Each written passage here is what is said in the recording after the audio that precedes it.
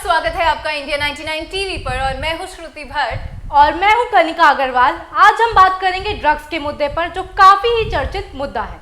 सुशांत सिंह राजपूत की मौत को 90 दिन से ज्यादा हो चुके हैं, लेकिन आज भी ये पता नहीं चला है कि ये सुसाइड था या मर्डर। इस मुद्दे पे बात करते करते हर रोज एक नया मोड़ सामने आ रहा है और इन नए मोड़ पे सबसे अहम मुद्दा जो सामने आ रहा है वो है ड्रग्स का मुद्दा।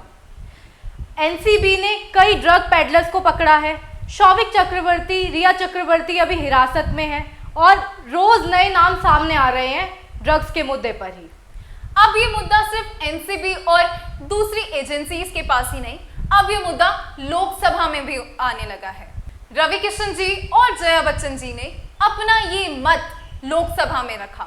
रवि किशन जी ने ये मुद्दा उठाया जिसमें उन्होंने बोला कि बॉलीवुड एक आइडल की तरह देखा जाता है और अगर वहीं पे लोग ऐसी ड्रग्स लेंगे तो फिर लोगों के ऊपर इस चीज का क्या असर पड़ेगा। वहीं जया बच्चन जी ने अगले दिन इसका जवाब देते हुए कहा कि बॉलीवुड इंडस्ट्री को बदनाम किया जा रहा है। ये वो इंडस्ट्री है जो हर दिन लोगों को 5 लाख जॉब्स देती है और इनडायरेक्टली 5 मिलियन जॉब्स रोज लोगों को प्रोवाइड होती है।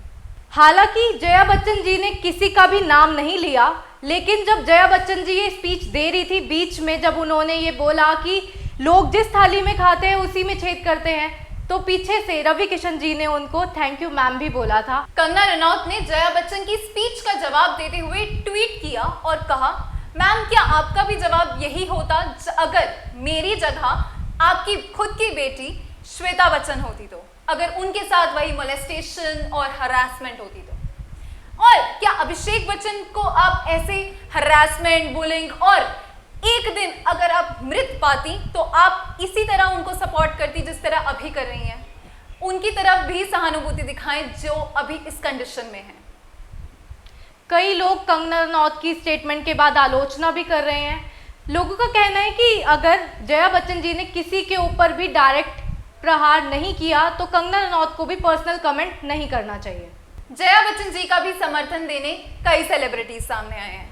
उनमें से अहम सेलिब्रिटीज जो सामने आए हैं वो हैं हेमा मालिनी जी। हेमा मालिनी जी का कहना है कि बॉलीवुड में जो गटर है हमें उसे साफ करना है, ना कि पूरे बॉलीवुड को।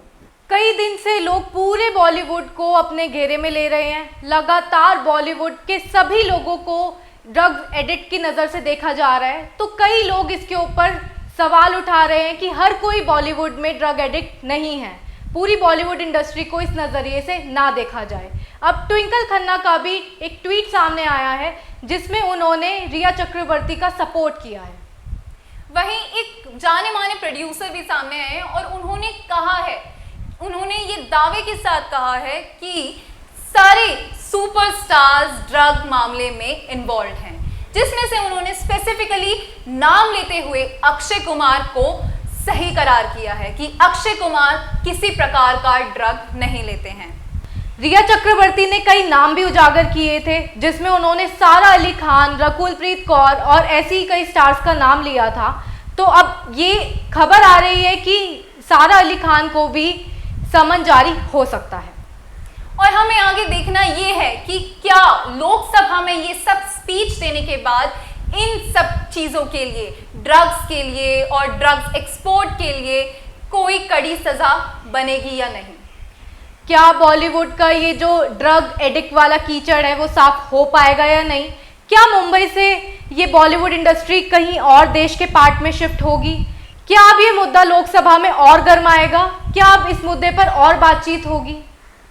इन सभी मुद्दों को ध्यान रखते हुए लोगों ने ये भी कहा है कि बॉलीवुड इंडस्ट्री का जो सीधा कनेक्शन है वो दाऊद इब्राहिम से, अंडरवर्ल्ड से है। तो क्या ये सारी गंदगी साफ होने में सरकार बॉलीवुड इंडस्ट्री का साथ देगी? दाऊद से भी कई बॉलीवुड सेलिब्रिटीज के कनेक्शन सामने आते रहे हैं, चाहे वो संजय दत्त हो या कोई और एक्टर। तो अब देखना ये है कि क्या और नाम सामने आते हैं, कई और नाम उजागर होंगे, या इसके लिए अब कोई और गवर्नमेंट पॉलिसी निकालेगी, कुछ नया फैसला आएगा। पूरा भारत सिर्फ यही चाहता है कि ड्रग इंडस्ट्री उन भारत से निकल जाए, क्योंकि ये हमारी युवा पीढ़ी को तो परेशान कर ही रही है, साथ ही साथ जो अब इस दलदल में फंस चुके हैं उनका पूरा जीवन बर्बाद कर रही है। और ऐसे ही तमाम मुद्दों पर जानकारी हासिल करने के लिए जुड़े रहे मेरे यानी श्रुति भट्ट और कनिका अग्रवाल के साथ। और आप हमें लिख के भी बता सकते हैं कि हम अब नेक्स्ट किस मुद्दे पर बात करें।